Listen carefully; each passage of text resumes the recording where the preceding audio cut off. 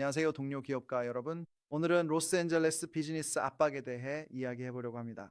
먼저 저는 변호사이지만 여러분의 변호사는 아니니 각자의 상황에 맞는 전문적인 법률 자문을 꼭 받으시기 바랍니다. 지금 로스앤젤레스에서 사업을 하고 계시다면 사방에서 압박을 받고 계실 겁니다. 연방 관세 때문에 비용이 계속 오르고 있습니다. 세크라멘토는 각종 규제와 소송을 쏟아붓고 있고 LA시는 이곳에서 사업을 할 수 있는 특권에 대해 순이익이 아니라 총수입에 세금을 부과하고 있습니다. 순이익이 아니라 총수입에 말이죠. 하지만 지금 한판 싸움이 벌어지고 있고 오랜만에 기업들이 실제로 한 번 이길 수도 있을 것 같습니다. 그 이야기를 해드리겠습니다. 연방 차원부터 시작해보죠. 2026년 3월 5일 캘리포니아는 다시 한번 트럼프 행정부를 상대로 소송을 제기했습니다. 이번에는 무역법 1조와 22조에 따라 부과된 관세에 도전하는 소송이었습니다. 이 소송은 대법원이 이미 트럼프의 IPA 기반 관세를 무효화한 이후에 제기된 것입니다. 그래서 트럼프는 새로운 법적 권한을 근거로 방향을 틀었고 캘리포니아는 즉시 또 다른 소송을 제기했습니다. 여러분, 사업의 중요한 점은 이겁니다. 평균 관세율이 트럼프 취임 전 2.5%에서 지금은 17%까지 치솟았습니다. 이는 수입 상품, 원자재, 부품에 대한 엄청난 비용 증가입니다. 남부 캘리포니아의 기업들을 하나의 축소판으로 생각해 보세요. 라이 캐년 비즈니스 파크에 있는 기업들이 그 완벽한 예시입니다.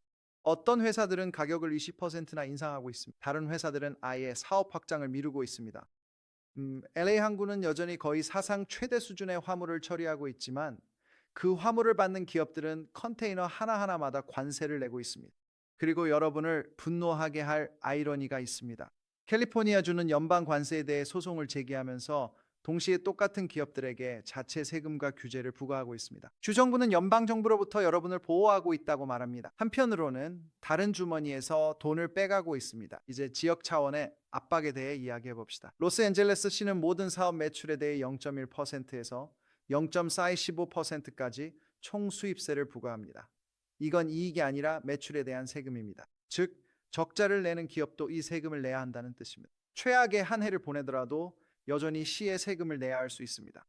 이 세금은 LA시에 연간 7억 4,200만 달러의 수익을 가져다 주고 있으며 기업들은 이제 더 이상 참지 못하고 있습니다. 한 연합체가 11월 투표에 LA 생활비 구제 이니셔티브를 상정할 수 있을 만큼 충분한 서명을 모았습니다. 이 안건이 통과되면 2028년 1월 1일부터 대마초 사업을 제외한 모든 사업체에 대한 총수입세가 폐지됩니다. 이것은 수년 만에 LA 비즈니스 커뮤니티가 처음으로 강하게 반발하는 움직임이며 그만큼 실질적인 힘이 있습니다. LA 이야기가 나온 김에 모두가 알고 있지만 말하지 않는 문제를 짚고 넘어가겠습니다. 우버의 창립자인 트래비스 켈러닉이 방금 LA를 떠난다고 발표했습니다. 또한 명예 억만장자가 떠났습니다. 이것은 하나의 패턴을 보여줍니다. 일론 머스크는 텍사스로 갔죠.